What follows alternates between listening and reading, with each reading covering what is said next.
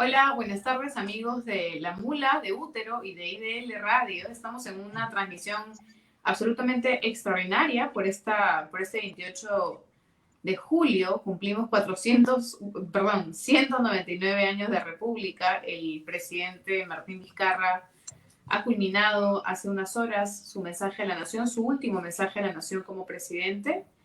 Y para analizar un poco no solamente este mensaje, sino más que nada su gestión y cómo estamos como país en estos 199 años y a un solo año de cumplir 200 años, estamos con Irma del Águila. Ella es socióloga y narradora, con Paulo Vilca, que es abogado y politólogo, y con Javier Torres, que es amigo de la casa, él es antropólogo. Con ellos vamos a analizar esta tarde veloz, ya para cerrar esta jornada de extraordinaria de estos tres medios amigos. Vamos a empezar por las primeras impresiones.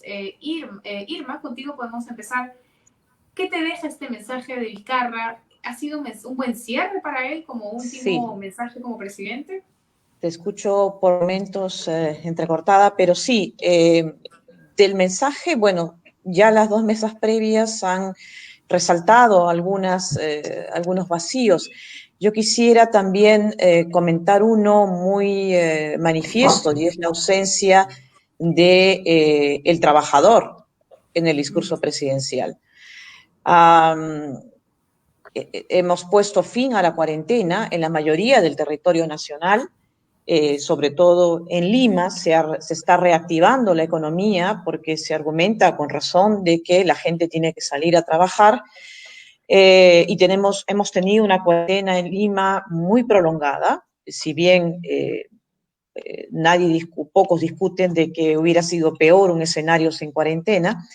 Pero entonces lo que viene son trabajadores que salen a la calle a exponerse a un contagio, ¿no? Y esto se está viendo ahora porque no termina de bajar la famosa meseta, ¿no? Y bueno, pero no veo este hecho, que es el hecho, si se quiere, otro hito en esta historia que empieza el 16 de marzo, que es salir a trabajar. No he visto esto en el mensaje presidencial. Eh, y en todo caso, lo que ha dejado como pistas el Premier es que tampoco está en el primer plano, ¿no? El Premier dejó entrever en Arequipa que la prioridad era, y lo dijo, ¿no?, es destrabar las inversiones para generar empleo. En realidad, destrabar las inversiones, reactivar la producción es un medio, pero el fin es la vida y el bienestar de los peruanos, con salud y con trabajo, indudablemente. Pero a mí me hace ruido que se exprese en estos términos, porque no es una retórica solamente, digamos, sino que tiene que ver con el enfoque que le da el Estado a este periodo de reactivación, donde una espera, junto con un Ministerio de Salud en primer plano, con el peso que tiene y debe tener. También esperábamos, junto con un Ministerio de la Producción, un Ministerio de Trabajo que adquiera una fuerza, una presencia, y un ministro de Trabajo de fuste, ¿no? Algo parecido a un Alfonso Grados Bertorini, con una tripartita, en fin, una solución política, una salida política, porque se vienen momentos de tensión y de conflictividad laboral, espero equivocarme, y se necesitaba eso. Y el nombramiento de este ministro de Trabajo, más allá de que sea joven y, en fin, que sea conocido del Premier, no hace pensar de que sea un ministerio de Trabajo con ese protagonismo que requiere el momento político, ¿no?, y la emergencia nacional. Esa es una primera impresión, ¿no?, para seguir conversando más adelante. Listo. Gracias, Irma. Paulo, las primeras impresiones, ¿cuáles han sido para ti los grandes ausentes en este mensaje a la nación? Y buenas tardes, un gusto ¿Qué tal? poder conversar. A ver, en principio, creo que si uno compara el contenido y el tono del último mensaje presidencial, ¿no?, de Martín Vizcarra, va a notar que hay diferencia sustantiva con los que ya dio el 2018 y el 2019. Martín Vizcarra era un presidente que nos llevó a altos, digamos, niveles de dramatismo, ¿no? En los años pasados, el año 2018, con los anuncios de convocatoria a un referéndum para la reforma de la justicia, a raíz del caso de los cuellos blancos, los hermanitos, y el año pasado, ¿no?, con esta propuesta para adelantar, digamos, la salida del Parlamento y la suya propia, ¿no?, y que de alguna manera marcaban la agenda política del país, ¿no? En cambio ahora lo que hemos visto más bien es un mensaje sin un anuncio dramático, sin ningún tipo de giro político, ¿no? Y que evidentemente responde pues al nuevo escenario en el que vivimos, donde la coyuntura está marcada por la emergencia sanitaria y la emergencia económica.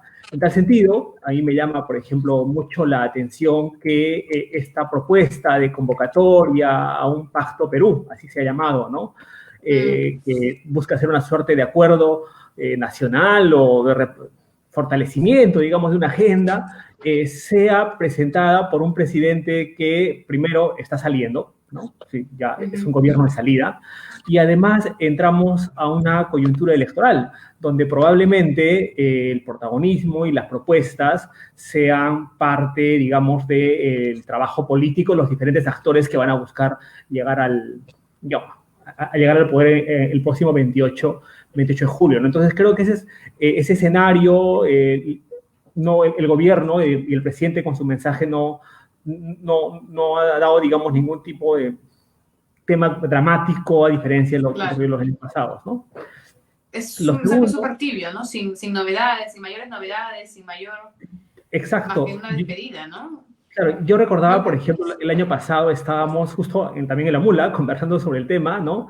Y escuchando el mensaje, todos veíamos que era la clásica lista de anuncios, cifras, etcétera, ¿no? Y sin embargo, la parte final fue lo que claro, las elecciones finalmente quedó en todos, ¿no? Con esta, digamos, este anuncio, ¿no? Esta propuesta de plantarse ante el Congreso y que evidentemente marcó la agenda en los siguientes meses y hasta ahora mismo, ¿no? Claro. Sin embargo, hay una gran diferencia con lo ocurrido hace un año, ¿no?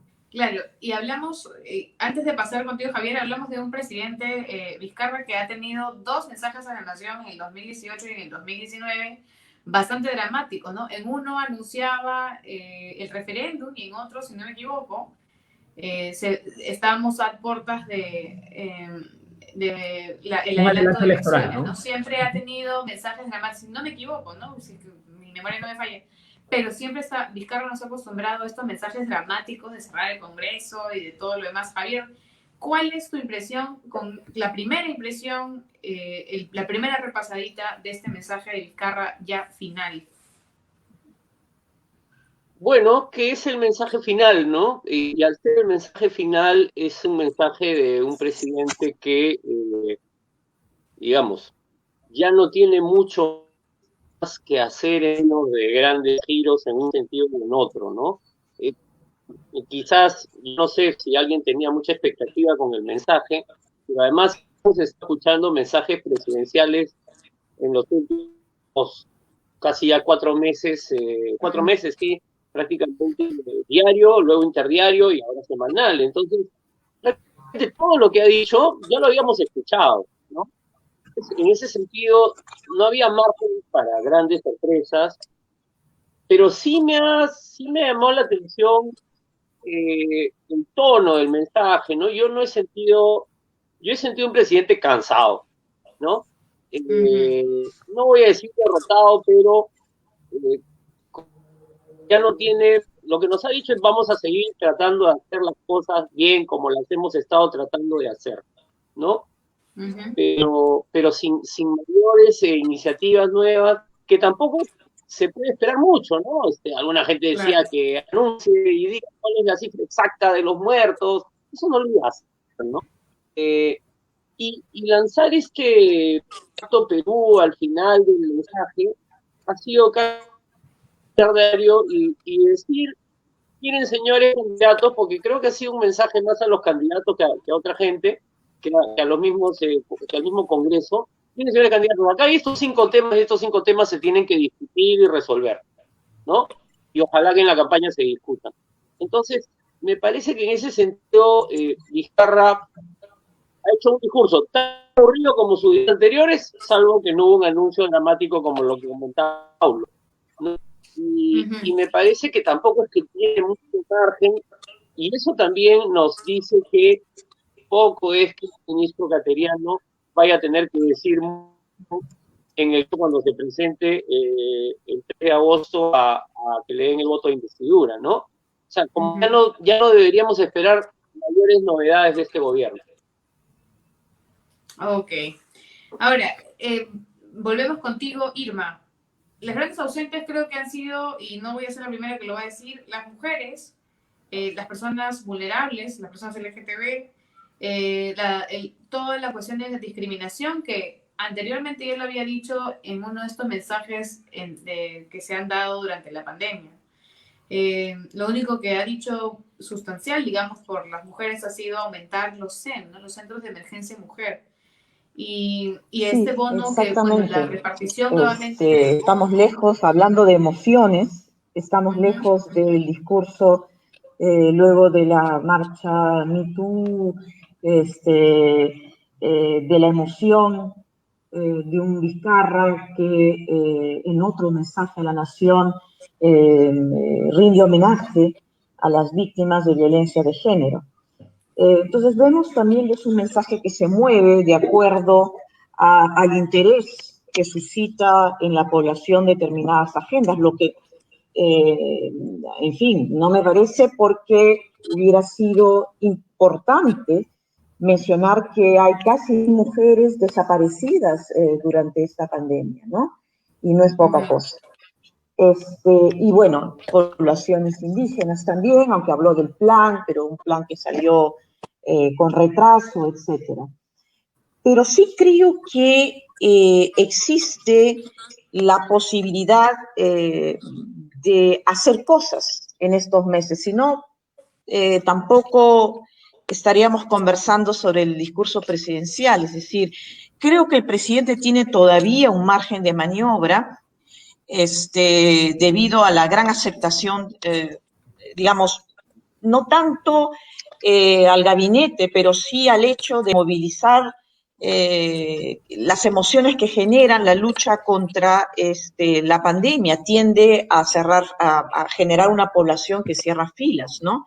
Y por lo mismo sí creo que es importante generar, no diré emociones, pero sí generar empatía y que, por ejemplo, la gente sienta que tiene un Estado, que cuando salga a trabajar, insisto, que el ausente son los trabajadores y trabajadoras también, y no es poca cosa, y hace mucho un mensaje donde se diga el Estado los va a acompañar. En el suelo, o sea, lo mínimo es, por ejemplo, ver el tema de los protocolos. Yo creo que sí hay un margen de intervención en ese lado y también en salud, a pesar de lo que ocurre, y en educación. Y aquí retomo algo que tiene que ver más con el largo plazo y que lo mencionó Norma y otras personas más.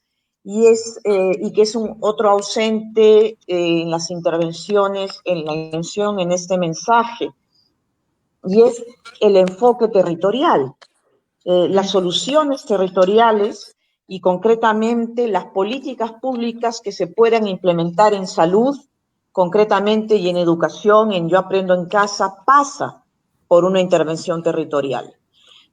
Las redes de salud de intervención primaria, de la que se está hablando ahora, la eficiencia y de esa intervención pasa por ese enfoque territorial. No solamente para la COVID, también para la anemia. Estamos ya en un periodo de de helada y de friaje en la selva, ¿no? Entonces, estas son cuestiones que sí la crisis del coronavirus puede servir para realizar este tipo de enfoques y no se han hecho. Por ejemplo, las casitas calientes. El presidente ha hablado de poder construir 19.000 casas calientes y está bien, pero es ampliamente insuficiente. Solamente para el tema de la helada existen más de 50.000 poblados identificados como de primera prioridad, es decir, a lo sumo va a intervenir un 10% de esa población, lo que nos lleva al problema de salud y de educación en los mismos términos. Bueno, en salud, ¿cómo vamos a dar prioridad a los más vulnerables dentro de la población vulnerable? Y esto tiene que ver con una intervención estratégica inteligente. Y acá es importante contar con las organizaciones sociales. Veamos la lucha contra la anemia, que está vinculado además con la helada y el friaje. La gente literalmente no muere de frío, la gente muere porque tiene las defensas bajas. Claro. En Arequipa, bajo la gestión de Yamil Osorio, un elemento importante de la intervención que logró reducir 10,3 puntos la anemia en 36 meses fue la existencia de las ACLAS, es decir, de las asociaciones comunitarias, las asociaciones locales que intervienen para identificar a esa población vulnerable. Es decir, cuando quieres una intervención estratégica estatal a una población de 2.000 habitantes o menos, necesitas gente que en el terreno te mapee la realidad. Y lo mismo para la anemia que para el COVID. Y entonces ahí necesitas a los tucuiricui, es decir, esos que te mapean, esos que saben, que todo lo saben, y no intervenir desde la capital de la región, donde distribuyo materiales y me retiro. Entonces, esta estrategia desde las bases ha demostrado ser plenamente eficiente. El presidente celebró, además con razón, que se ha bajado la anemia del 43% al 40%, que es una de las más bajas, efectivamente, de los últimos 15, 20 años. Pero la estrategia de anemia de intervención en Arequipa logró bajar 10,3%. Entonces, ahí hay una diferencia. Y si trasladamos eso también a las unidades de intervención rápida, el ex ministro Zamora habló de la intervención de las organizaciones sociales, pero no se ve eso plasmado en el reglamento y no se ha hablado de eso, pero es vital. Pasando al tema de Aprendo en Casa y hablando justamente de esta diferencia que hace la diferencia, este diferente enfoque, Aprendo en Casa, por poner un ejemplo, en Quispicanchi, la provincia cusqueña. Se transmite desde Lima y desde la capital de la región y tenía un alcance solamente, seguían el programa el 40% de la población escolar. ¿Por qué? Porque en la mañana los chicos van a trabajar al campo o van a trabajar en las casas, a construir las casas, aprovechando que no hay lluvia. La intervención de la sociedad, de las asambleas comunales en contacto con la UGED y los grupos de acompañamiento permitieron una iniciativa que se retransmite en la noche. Y ahí sí, los chicos pudieron seguir Aprendo en Casa y se intervino también a los padres de familia para que ellos den la radio de transistores o el celular y la luz que necesitaban los chicos. La diferencia es entre 40% a una abrumadora mayoría de chicos que siguen Aprendo en Casa. Entonces estamos hablando de intervenciones eficientes en situación de emergencia y ese enfoque, creo yo, es urgente de recuperar. Las soluciones territoriales con organizaciones sociales, con intervención estatal y también intervención privada, cuando es necesario. Muy bien, gracias Irma. Paulo, vamos con justo... Ya hablando más políticamente, Vizcarra ha hablado del futuro. De hecho, su mensaje final ha sido esta suerte de cuando el pasado se enfrenta con el presente, el que sufre es el futuro, ¿no? ¿Vizcarra tiene futuro de aquí a cuando acabe su mandato? Bueno, creo que todo lo que nos ha enseñado la política en nuestro país es que cualquiera puede tener futuro, para decirlo así, de alguna manera. es que creo que el presidente está pensando también un poco en esa clave. Sin embargo, creo que a nivel político hay dos temas que pudieron haber sido incorporados en el mensaje y que me extraña que no haya sido así. Uno primero es que, dadas las raíces políticas del presidente, él ha elaborado un último discurso, un discurso de despedida sin descentralización, ¿no? Un discurso sin un mensaje a las regiones, ¿no? Y que, voy a ser irónico, más bien ha acabado dando un mensaje al exterior, ¿no? A los países que pueden encargarse de los mecanismos de gobierno a gobierno, ¿no? Entonces, creo que es la primera ocasión en la que escucho que el presidente dijo, o lo incluye, mejor dicho, ¿no? No incluye a las regiones y les da un mensaje claro sobre no solo la importancia, sino la implementación de medidas específicas que vayan a atender pues, las grandes carencias y las brechas que él mismo ha reconocido existen. Por otro lado, también creo que llama la atención, ¿no? Que, y es un poco más crítico esto, ver todo el manejo de las cifras, ¿no? No es algo que solamente, digamos, se le pueda achacar al presidente Vizcarra, sino en general a los mensajes presidenciales. Normalmente se utiliza buena parte del tiempo a lanzar cifras sin contexto, cifras sin punto de partida, ¿no? Es más, el anuncio de la inversión más grande en salud, ¿no? que señaló el presidente, de 20.000 millones de soles en el presupuesto del año 2021, si uno lo compara con el presupuesto existente, digamos, para este año, va a ver que lo que hemos tenido en el rubro de salud es de 23.000 millones de soles, si es que sumamos el presupuesto del gobierno central, el gobierno regional y los gobiernos locales. Entonces, claro, si tú no tienes una referencia para las cifras, lo que vas a acabar es anunciando algo, generando bastantes expectativas, pero que luego no va a tener el impacto que la población espera. Y lo otro es que anunciar no garantiza ni ejecución ni implementación, como bien ha señalado Irma. Para hablar del friaje, ¿no? En el plan, digamos, de atención a la emergencia del friaje de este año, la repartición de kits de emergencia está prevista para agosto, cuando el friaje ya ha acabado, prácticamente, ¿no? Entonces, pero claro, se anuncia, se plantea algo, y acabo con un tema, ¿no? Del mensaje presidencial fue la aprobación de una modificación de la legislación minera, ¿no? Fue, digamos, algo que en el contexto del conflicto en Villa María, el presidente había...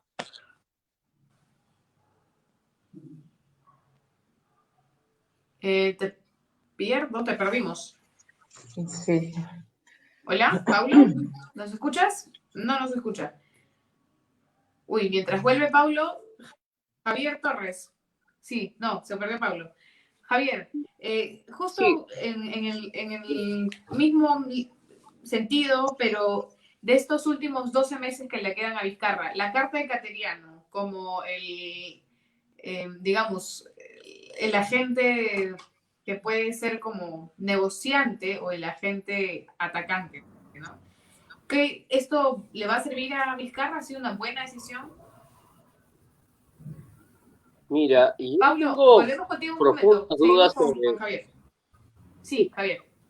Yo tengo profundas dudas sobre lo que Cateriano pueda lograr. Me parece que arrancó mal y no,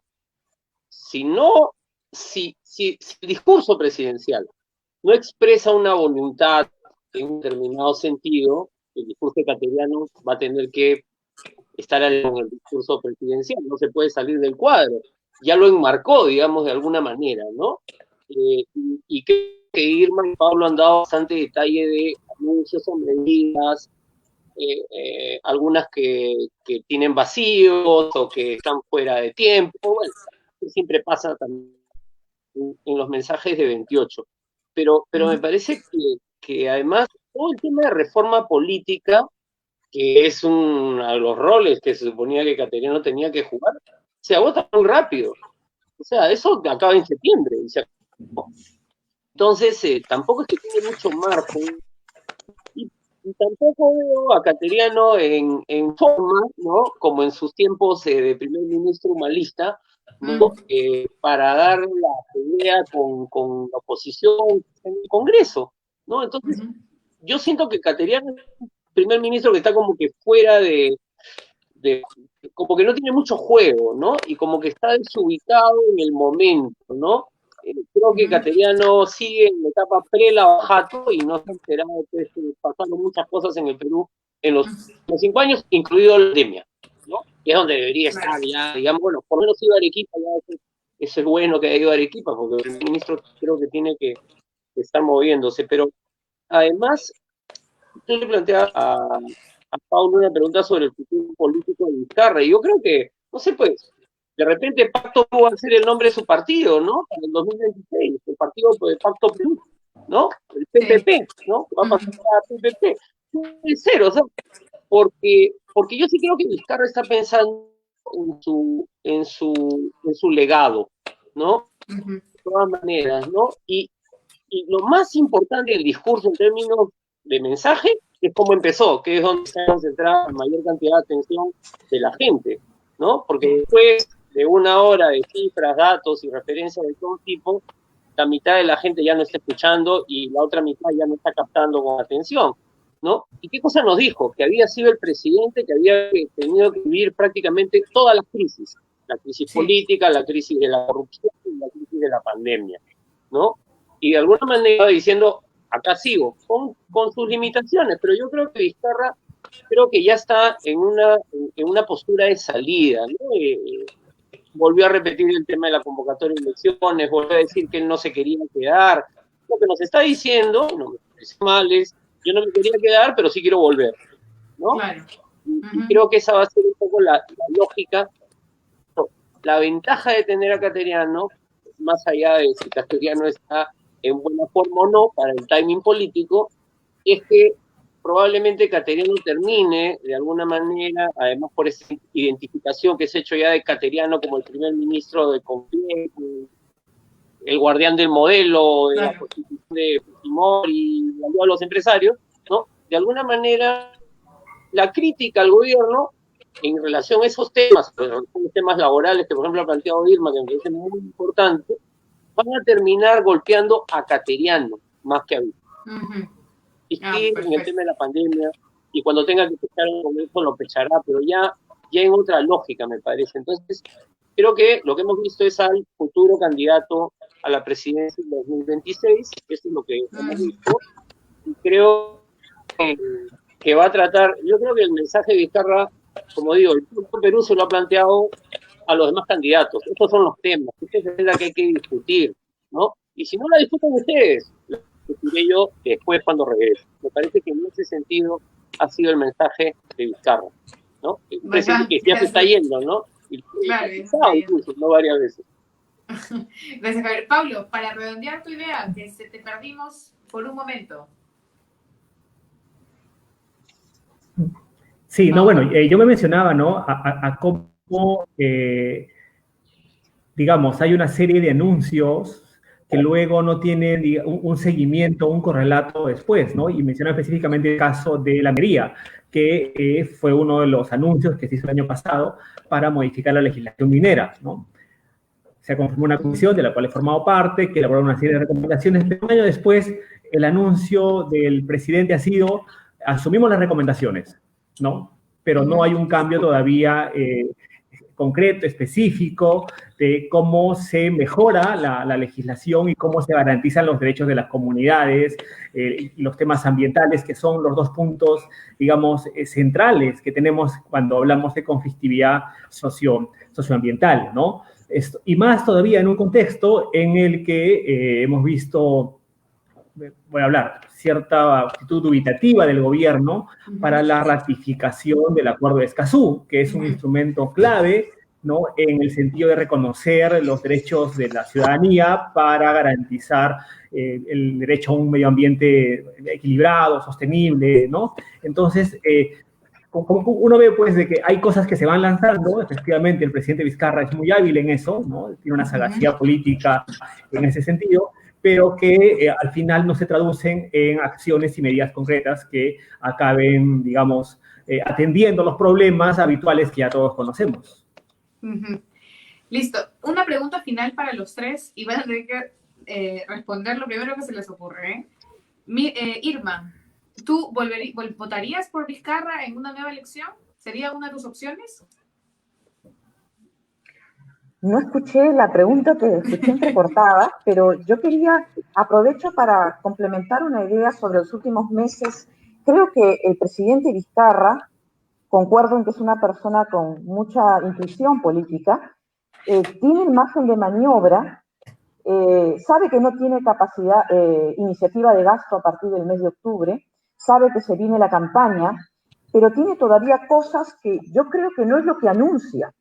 No es Pacto Perú, que finalmente no creo, puedo equivocarme, pero no creo que recoge el clamor de la calle, sí, en términos generales, y no va a querer luchar contra la pobreza, pero el clamor de la calle es COVID y las condiciones de trabajo o de falta de trabajo. El presidente se ha notado por otros interviniendo las regiones, y eso no se ha mencionado en el discurso presidencial, ni creo que, y eso es deliberado, porque no va a poner sobre la mesa en discusión la descentralización. En realidad creo que ningún partido político lo va a hacer. Es un tema muy, muy delicado, y menos en campaña política, pero el presidente lo está haciendo sin ponerlo a consideración del Congreso. ¿A qué quiero decir esto? Que es probable que sirva como una estrategia que además prueba ser importante para la población afectada, intervenir Arequipa, intervenir la Dirección Regional de Salud, tal como lo permite la norma, y Huánuco está pidiendo la intervención también de la Dirección de Salud de Huánuco. Y Ica se ha reunido, la plataforma de ciudadanos, y ha pedido ayer o antes de ayer también que se intervenga la Dirección de Salud. Es decir, estás en un escenario que hubiera sido poco probable hace unos meses, ¿no? La gente dentro de las regiones golpeada por la COVID le está pidiendo al gobierno central que intervenga. Y esas intervenciones, como la que sucedió en Arequipa, distribuyen ese mensaje de nuevo, el Estado o el gobierno central está con ustedes y interviene para brindar alivio, para paliar el mal. Y ese es un mensaje positivo que creo que Vizcarra no lo va a dejar pasar, y que también le da oxígeno al gobierno en los próximos meses. Pero insisto, no lo va a poner a considerar, no lo va a mencionar ante el Congreso, y tampoco creo que salga en campaña, porque es un tema muy delicado para los partidos políticos. Y de nuevo, cerrando esta idea, entonces, el presidente tiene todavía en los meses adelante dos elementos movilizadores de digamos, del clamor, donde puede recoger el clamor de la calle. El tema de la COVID, en la medida en que tenga las capacidades, e insisto, este enfoque territorial sobre el que tiene que hacerse énfasis, y la vulnerabilidad de los trabajadores y trabajadoras que están saliendo a trabajar en una época de alta vulnerabilidad. Yo creo que ahí el presidente tiene margen de maniobra y margen de intervención, más allá de las limitaciones propias de los meses de campaña política, donde efectivamente su rol se va a ver acotado, ¿no? Vamos a ver cómo se comporta, pero yo intuyo, ya Cateriano adelantó, que lo primero que va a hacer el día lunes es revisar el tema de Huánuco, con la ventaja de que Huánuco es una región mucho más pequeña que Arequipa, y puede ser atendible, digamos, ¿no? El problema es cuánto más puede dar este gobierno central, porque cada movilización de un equipo de intervención son recursos humanos, recursos logísticos que ya carece el sector salud desde el gobierno central. ¿Cuánto más podrá mandar a Molinellis o a Zulemas a intervenir, ¿no? Claro. También esta es una consideración a tener en cuenta. Bueno, muchas gracias, Irma. Paulo, contigo ya para cerrar, no sé si me logras escucharme, Paulo. Uy, no, Javier. Sí, Javier, oigo muy bien. Vizcarra, ¿tiene opción para el 2026? ¿Es una opción seria? ¿Tú votarías por él? ¿Lo considerarías en una encuesta?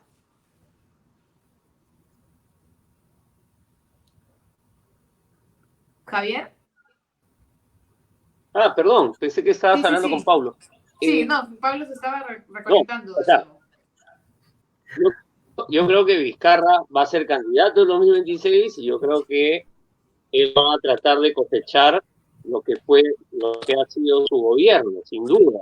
Ya Pablo lo decía, en la política peruana, que fue presidente siempre puede ser reelecto, ¿no? Ejemplos hay de sobra, ¿no? Sin embargo, creo que la política peruana, mi impresión es que Vizcarra está en un proceso de cambio en la política peruana. Y creo que la política peruana va a seguir cambiando. Y creo que se viene una época, contrario a algunos, yo sí creo que en la próxima campaña electoral las reformas constitucionales de más vuelo que las que se discutieron en los últimos tiempos van a estar. O sea, creo que justamente el balance que hace Vizcarra y todos los balances que estamos haciendo, me dicen que hay un agotamiento de una forma no solo de gobierno, sino una forma de gestión del Estado, una forma de organización, incluso de todo nuestro funcionamiento económico. Entonces, incluso quienes dentro van a tener esa agenda, ¿no? Vamos a ver qué cosa pasa, pero de acá al 26 falta muchísimo tiempo. Algunos tenemos para un confinamiento largo, así que de repente ni siquiera vamos a votar el 21, ¿no? Pero yo sí creo que lo que hay que tener claro es que Vizcarra terminará su gobierno y va a seguir por político importante en la vida nacional, de eso no tengo la menor duda. Y recojo una cosa que dijo Irma, Vizcarra nunca se va a pelear con la descentralización. Es más, en el mensaje le ha dicho, hemos hecho esfuerzo con los gobiernos regionales, ¿no? Entonces, yo creo que él sí tiene claro de que parte de las simpatías que tiene, a pesar de los problemas y todo lo que pasa, también tiene que ver con esta mirada que tiene todavía mucha gente de que Vizcarra es alguien que no es de Lima, no es del establishment político, como se identifica en Lima, y que eso le sigue dando puntos al presidente, que en un futuro político también se los dará. Y siempre reivindica que es Moquegua, regional. Por eso entiendo los problemas de aquellos a los que ahora tiene que, entre comillas, intervenir. Ese es otro debate que ya lo dejo. Paulo, tú, ¿cómo ves a Vizcarra candidato ya? O sea, ¿es una opción seria? ¿Votarías por él? No sé si estaría dentro de tu top 3. Bueno, sí, yo coincido de que efectivamente va a haber una opción política, digamos, creo que, como decía, creo que va a haber una opción política para el 2026, ¿no? Activa el audio, Paulo. Hola, Paulo. Sí, ¿me oyen ahora? ¿Me oyen? Sí. Sí, Paulo. Sí, yo los oigo bien. Decía de que yo creo que... Javier, Irma, ¿lo escucha sí, a Paulo? Sí. ¿Lo escuchan? Sí. Ok, listo. Sí. Continuamos. Ok, no, yo decía de que sí, creo que el presidente Vizcarra tiene todavía tiempo para hacer política en nuestro país, pero yo, más que preguntarme sobre si él tiene futuro y pensando en el 2026, es qué otros actores políticos tendremos el 2026 en nuestro país, ¿no? Entonces, digamos, aventurar un análisis a esa época me parece que todavía es bastante prematuro. Ahora, yo sí creo que hay dos elementos que todavía, junto a los que había mencionado Irma y Javier, están pendientes de ser atendidos y que pueden marcar el legado de que pretende tener el presidente Vizcarra, ¿no? Uno primero tiene que ver con la conflictividad social. Es cierto que buena parte, digamos, de los fracasos en el manejo de conflictos han sido evitados por el presidente y más bien se ha cargado buena parte de la responsabilidad en los ministros o en otras autoridades, ¿no? El presidente ha salido de alguna manera, vamos a decirlo bien librado en este caso, pero yo creo que si es que el gobierno no tiene una política sustantivamente distinta para gestionar los conflictos en lo que queda de los siguientes meses, sí, eso puede quedar claramente marcado. Lo que viene ocurriendo en Espinar es un caso, pero también están otros conflictos, como el caso de Vilavilani, en relación a la relación entre Puno y Tacna, etcétera, ¿no? Y lo segundo es que llama la atención que pese a que este tono descentralista o al presidente que viene de regiones, ¿no? Todavía siga persistiendo este manejo tan centralizado de los recursos, ¿no? Se ha anunciado 30.000 millones de inversión para la construcción de las líneas 3 y 4 del metro, ¿no? Se ha hablado de la carretera central, pero todos son proyectos que están centrados en Lima, ¿no? Y no ha habido una inversión de esas características, digamos, pensando en las regiones. Entonces, a mí me parece que pese a este discurso, todavía la dinámica, la inercia del gobierno sigue priorizando lo que ocurre aquí en la capital. Hola, ¿me escuchan? Sí. Ya, Sí. listo. Sí. Muchísimas gracias, Paulo. Yo he tenido muchas dificultades para escucharte, pero hemos continuado con la transmisión. Muchas gracias, Irma. Muchas gracias, Paulo, Javier. Les agradezco mucho. Y ya estamos, amigos de la Mula, de Útero y de IDL Radio, ya estamos volviendo con una nueva mesa mulera, posiblemente para continuar conversando sobre estos últimos 12 meses del presidente Vizcarra, de la gestión Vizcarra, que ha sido la más terrible, nefasta para el país por lo que nos ha tocado vivir, pero también la más emocionante en cuestiones políticas. Bueno, continuamos, ya nos vemos en otra edición esta semana, posiblemente de una nueva mesa mulera. Muchas gracias, Javier, gracias nuevamente, Irma, gracias, Paulo, por acompañarnos. Buenas tardes, amigos. Chao. Luego.